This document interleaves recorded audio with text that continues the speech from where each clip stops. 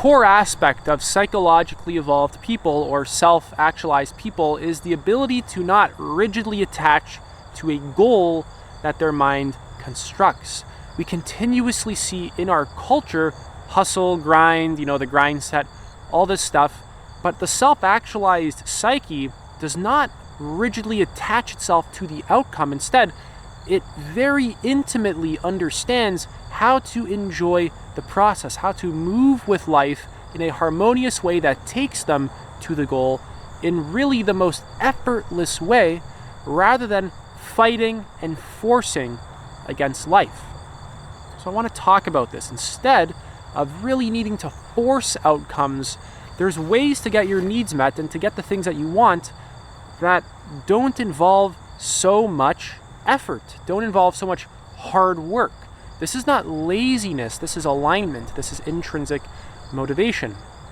So a self-actualized person, the way they relate to the goal is very fundamentally different from a person who is not self-actualized. So instead of continuously moving against life, you can move with life in a sort of Taoist, Buddhist-like fashion, and this is a far more efficient way of living life. This is more efficient, right? What I mean by this is that you're actually burning less energy. You're actually more connected to yourself. You're not exerting all the time, forcing, throwing your energy out there trying to get what you want because you're rigidly attached to an idea that exists in your mind. So the self-actualized psyche doesn't disconnect from emotion and feeling in the midst of pursuing a goal. Typically when we relate to goals in our culture, right, it's force, it's a total disconnection from oneself, basically.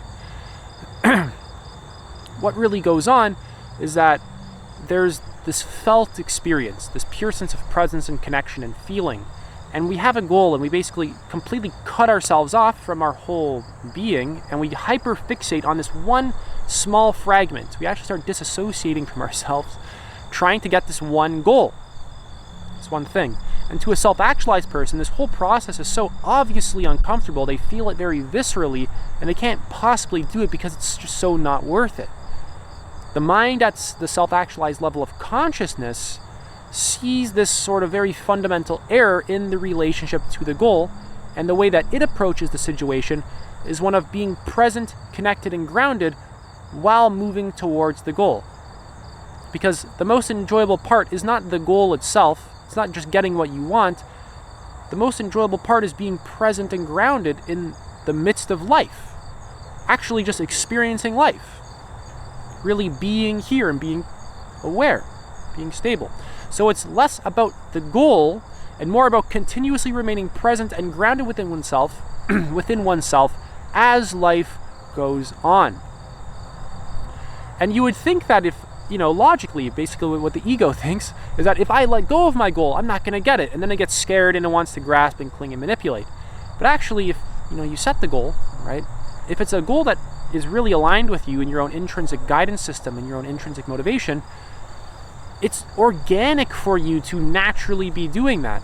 So you don't have to force the outcome because it's just so natural for who you actually are. It's not something that you have to work hard at, grind for, any of this stuff. The key distinction here is that when the goal is really aligned with you, there's all these sort of gears, in a sense, that are working together in this harmonious fashion so that the movement towards the goal and the attainment of the goal feels organic. The key word here is feels organic. It doesn't feel like this overexertion of energy and force, right? In the same way that hard work and grind and like the hustle culture feels like hard work. It feels like a pain in the ass. It feels like the overexertion of energy because it's a poor way of managing oneself. So the self-actualized human being is more emotionally connected to oneself. The self-actualized human being is just simply more present and grounded and connected to oneself. There's a deeper level of integration and wholeness within oneself.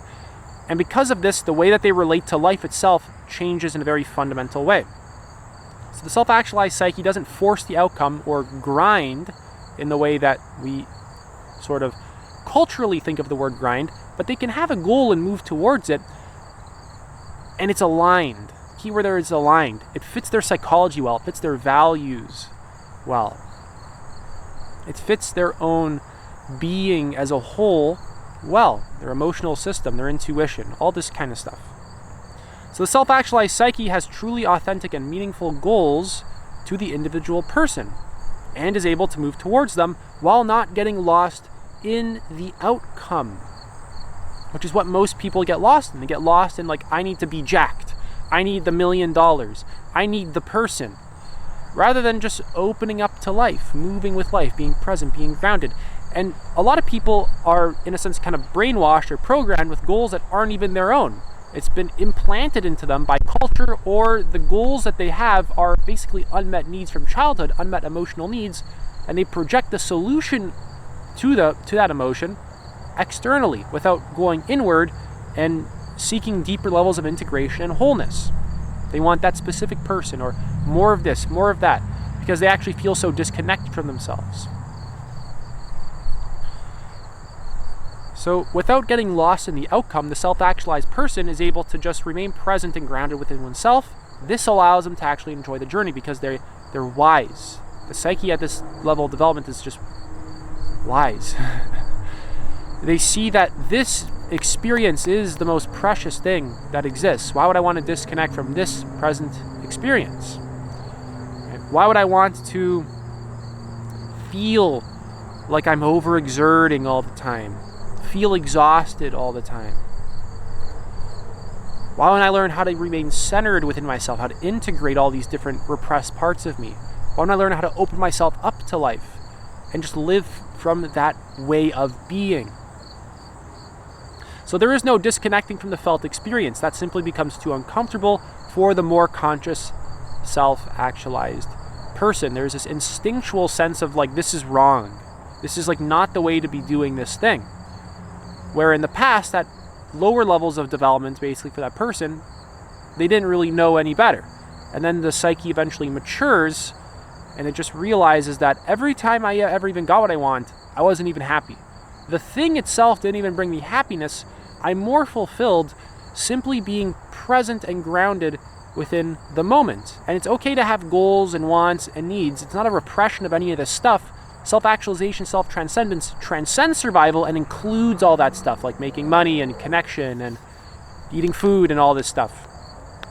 It's just that life itself is related to in a more Taoist, Buddhist-like fashion at these higher levels of development. Some good examples of people at this sort of these stages of development that I'm talking about are Ken Wilber, Eckhart Tolle, Abraham Maslow, Adyashanti, David Data, Albert Einstein, Erwin Schrödinger, Ramana Maharshi, Thich Nhat Hanh, Carl Jung, Viktor Frankl, Krishnamurti, Paramahansa Yogananda, Eric Fromm, Carl Rogers, Rollo May, and far more. I think David Bohm is another good example. There's some good interviews with Krishnamurti and David Bohm on the internet. I recommend checking out quite a bunch of them. So for the self-actualized person, the disconnection from oneself, it's just not worth it. Because the integration and the wholeness that the self-actualized person experiences, this is so valuable and just fulfilling that I don't even care about the external thing. Like, I'm not willing to sacrifice this thing for anything. I believe Shinzen Young said that he wouldn't trade his awakening for anything. He'd rather spend one more day as living as an awakened human rather than having 20 years as a famous celebrity with all the money and material things. Right? Don't quote me exactly on that one. It's kind of coming from the recesses of my mind, that one. But it makes perfect sense. So there's this lack of grasping and clinging that comes with self-actualization. And self-actualization is more about letting go and surrendering. Right? There's this openness, there's this authenticity that letting go and surrendering creates, because typically when we experience ourselves from a more deficient state, how do I really want to say this?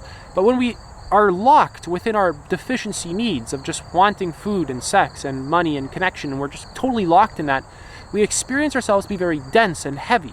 We experience ourselves to be very hard and rigid because we're locked in the ego. Right? And as you raise your consciousness, you're able to move beyond your ego more and more while including the previous levels of consciousness. right? And the way you relate to all those previous levels of consciousness, like needing to make a business and make money and sex and connection and approval and food, all that stuff is more conscious. It's actually, you're bringing consciousness into the lower needs, and it like infuses all of them. It's like this very beautiful thing, actually. So with self-actualization, there's this letting go and surrendering as opposed to grasping and clinging.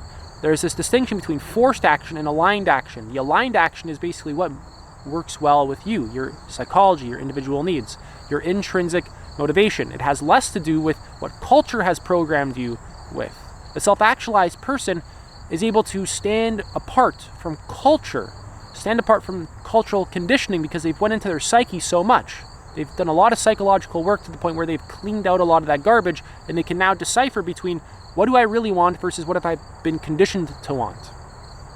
Very, very important distinction there. A lot of people, they're conditioned to think that they want certain things that they don't even want. For example, going into a gym and then being concerned about your biceps because everyone else around you has big biceps, and now you want big biceps. The environment is conditioning you. Nothing wrong with going to the gym and getting big biceps. I did biceps and triceps today. The key distinction here is that, is this something I actually really care about?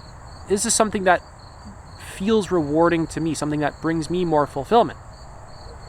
Am I intrinsically motivated to do this, or am I being extrinsically motivated, wanting to fit in, wanting approval, status, money, fame, things like this, validation? Is it just that, right? Or is it motivated by my sense of passion, my own sense of meaning, my sense of freedom, creativity, purpose, autonomy, etc.? Right? Does the motivation come from a place inside of you, or is it imposed upon you from the outside? The self-actualized person clearly distinguishes these two, right? And it's funny because a lot of the intrinsically motivated stuff begins to attract you with the best opportunities for making money in ways that are really aligned with you, connecting with people in ways that are really aligned with you, having the best partners, sexual partners that really fit you the best, right? Eating food that really makes you feel the best. So you really gotta hone in on this idea of transcend and include. Take a moment to really think about it. There's stages of development, and self-actualization and self-transcendence are some of the higher stages of development. These higher stages don't repress the lower stages, they move past them while applying awareness and consciousness to them, aka transcending them and including them. The mind is not stuck in them, it's able to move past them and do this in a healthy, integrative fashion. So a lot of people, the way that they relate to their goals is simply disconnecting. At one point, if the person wants to really evolve their psyche and consciousness and really move to levels of development that are simply more fulfilling, they'll have to let go of how they relate to their goals in this forceful, just brute force way. This is something that's at the self-esteem level of human development, or spiral dynamic stage orange, or the achiever level on ego development theory. And there's actually just more efficient, effective ways of being in the world that are way more rewarding and more genuine for who you actually are. That's it for this video. If you guys want to work with me, you can apply to do so. Link is in the pinned comment and the description. Take it easy.